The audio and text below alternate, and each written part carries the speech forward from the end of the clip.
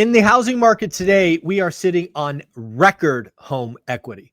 As you know, I believe in the next 6 to 9 months, we are going to see about $1 trillion, at least $1 trillion in home equity be consumed or used, cash out refis, seconds, home equity lines, whatever it is. We're about to have $1 trillion or more pushed into the economy. But here's a question. When should you, yes, you, tap equity? We're going to have this conversation with Anna Kelly. How you doing, Anna? I'm doing great. What a great question. I think it's going to be an important question, and is an important question for a lot of people.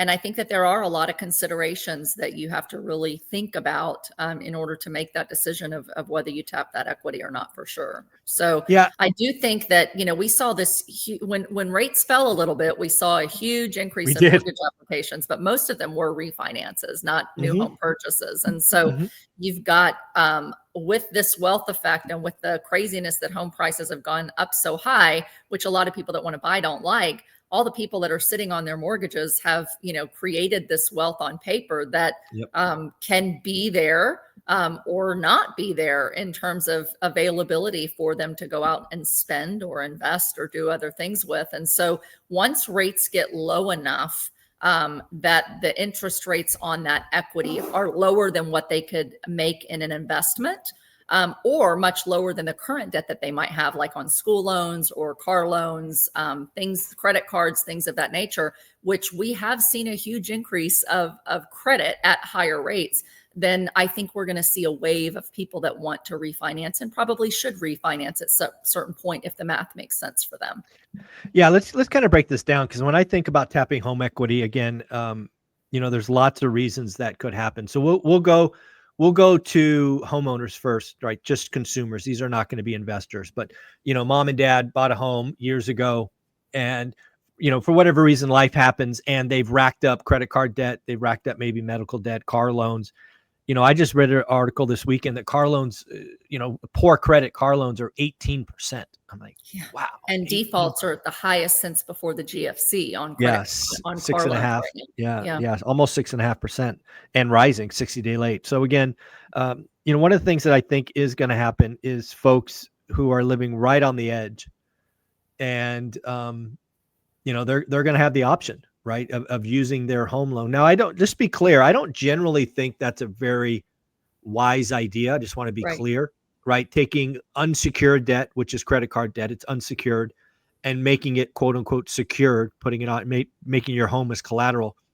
I don't generally think that's a great idea, just generically speaking, but at some point you don't have an option, right? You're drowning and you need to get around this.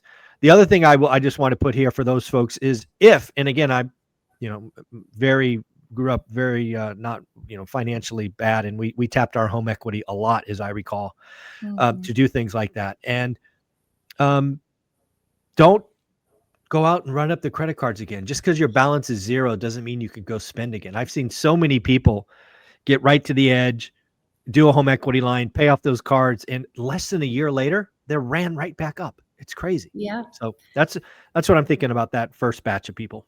Yeah. And putting on my old private advisor hat, back when I was in private banking, we would say the same thing, like don't tap your equity for debt, for the most part, because you're now giving yourself, where you thought, oh, I've got credit card debt, it'll take me a year to pay off, but you really take 4 or 5 years to pay it off at 16 to 20%.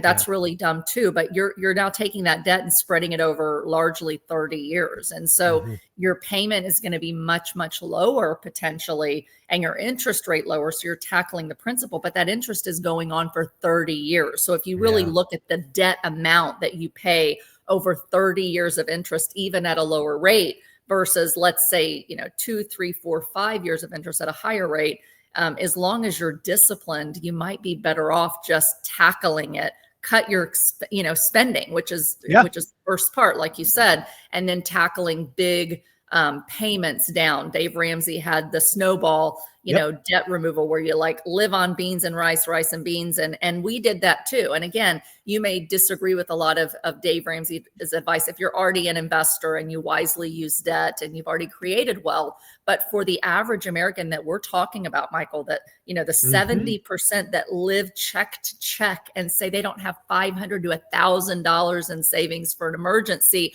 these are the people that need to be listening to guys like Dave Ramsey that says, cut your expenses and pay down your debt. And I would, he would say the smallest one first. I would say, the one with the highest interest rate first. But if you really get committed to tackling that debt, you may not need to tap your home equity. But if you are living check to check and you are like that large number of the population that doesn't even have 500 to 1,000, home equity might be the only option for you. And so one of the things that you've got to really think about is if you start missing payments, and I have a lot of tenants that are missing rent because they have their car loan or whatever, right? If you start missing payments and that starts hurting your credit, you can go from being a prime borrower that has good credit because you've been faithful to at least pay that minimum every month to quickly a subprime borrower, because 2 or 3 late payments can totally tank your credit score. And if you wait until that point, you may not be able to refinance your house or get a home equity loan or line of credit, because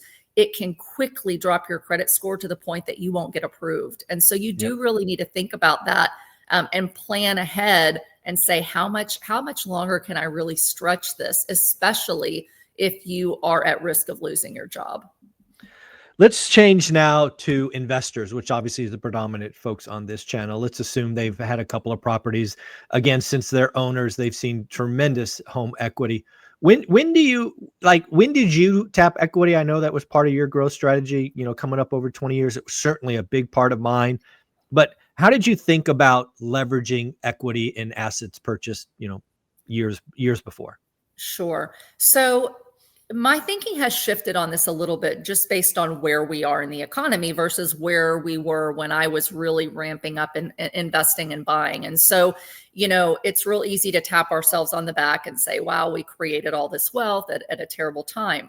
But the reality is we were blessed in hindsight to have historically extremely low interest rates, really since the GFC. And all they ticked up a little bit, before COVID, and then they were cut drastically again.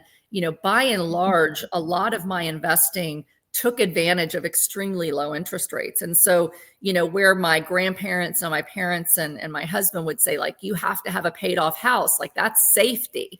My mind was when I could borrow at an interest rate in the 3 to 4% range, which a lot of my deals were borrowed at 3 to 4 or refinanced between 3 and 4.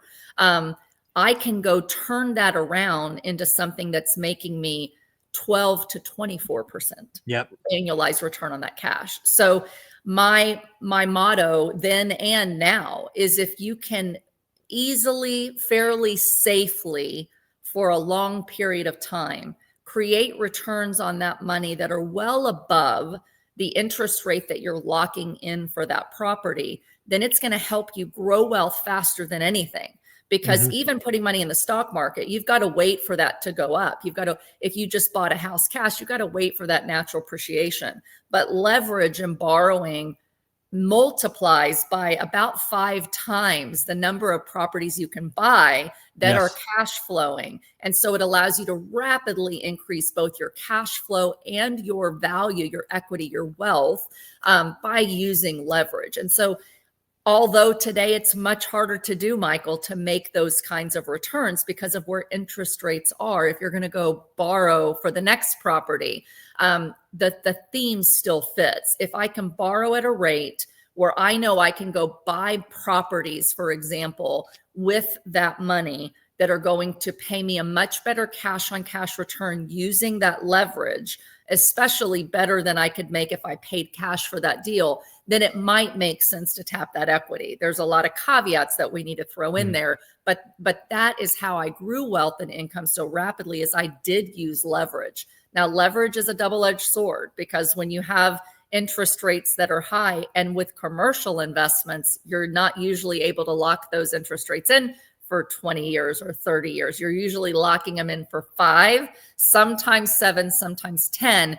unless you're buying only 1 to 4 unit apartment buildings where you can use a DSCR loan. So you do want to lock those rates in for as long as you can, because if you over leverage and you over tap that equity, and then you have a rate reset, which is going to happen to a large number of real estate investors between now and 2028, then you're stuck that, oh my goodness, if rates go up higher, I can't cash flow anymore. And you could lose everything that you built. So you have to be very, very careful in your forecasting and how long you set those rates for. No, I couldn't agree more. Really, when I think about being an investor and taking equity kind of role and grow the base, right? Because when you grow the base, not only you get more appreciation, but depreciation write-off is bigger. Everything is kind of more massive. I think investors have to be very clear on what stage of their career they're in, and I call it growth mode or chill mode. Yeah. And I don't think you can ever confuse yourself, right? I think you need to know your number. You need to know what your target is, and if you hit the target, you're in chill mode, right? The answers are different. Maybe instead of doing a cash out refi, you just do a rate and term refi, right? Yeah. Maybe, one of the conversations I had last week where somebody went from a 30-year amortized loan, which they had for 2 years, right? So they have 28 years left. They actually refied into a 20-year loan, right? Their payment went up something like $100, but their principal pay down doubled, right? Because the term was shorter.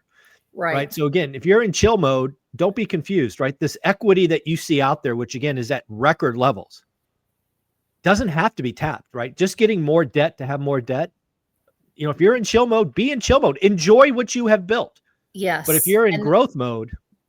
Yeah, that's so important. You're now speaking my language. I say over and over and over again, like, it depends. What you need to do depends on you. And the number one question that not enough real estate investors ask themselves is, what are my primary financial goals over the next 5 years and then over the next 10 years? Beyond that, it's really hard to plan for, right? Sure, you can DCA, but you can't really plan for and control and take steps beyond about 10 years. So every single investor, you have one of 3 options. You either need more income right now as your top priority, more growth and appreciation as your top priority, or asset preservation as your top priority. And you can have one of the 3 of those. You can have all 3 of them. But at any point in your investing career and your wealth growing mode, one of them is going to be your primary. And that is the type of properties you need to buy. And the type of financing you put on those properties can make or break that financial goal. They can either make it much easier to attain,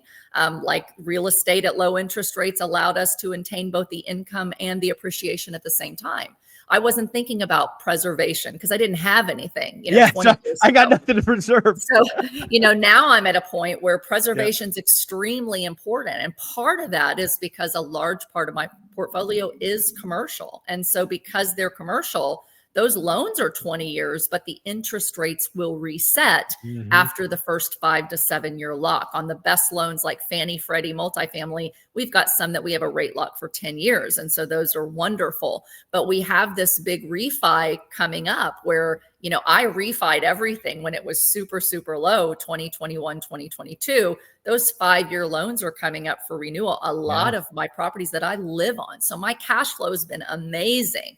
My equity appreciation has been amazing. But when my loans reset, Michael, and I have several that will over the next year, my cash flow will be cut significantly unless interest rates come down significantly. And so that's just something you have to be able to plan for. And so where before I was like, why would I ever pay anything off and own anything cash? Because I've gotten really good at using leverage to make much better returns.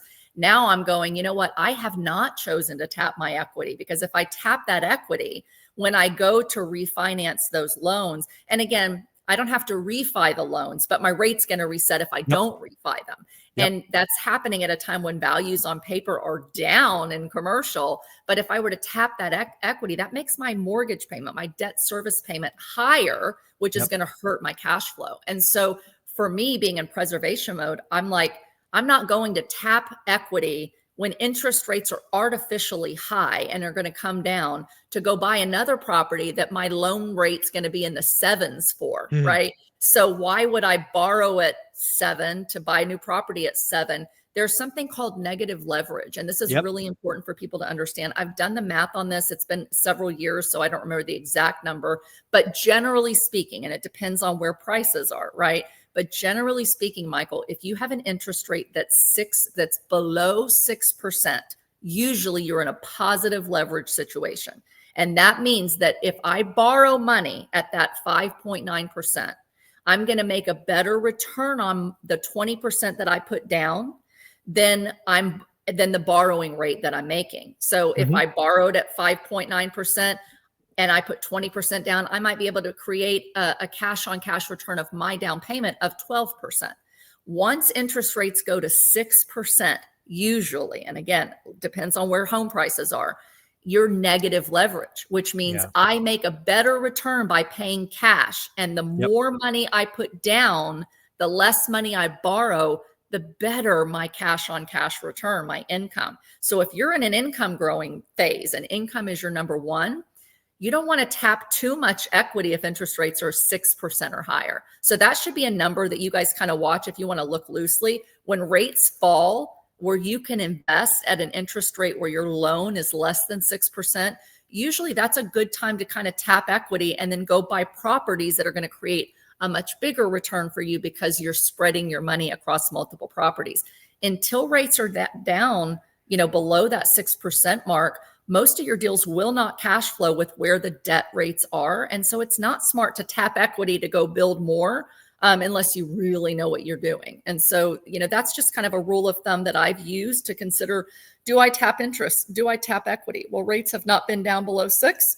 So I haven't tapped almost any equity on any properties I have. Now, when rates fall, Michael, that will be a different story. I will go in and I will tap equity in properties that I own, and I'll go buy more properties when rates fall and try to find a really good deal and continue to lever in order to build my cash flow and my wealth. Love all of that. Anna, you're amazing. Where can people find you?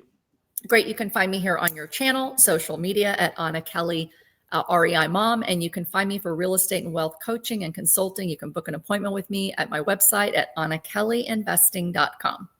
Thank you so much. Have a great week.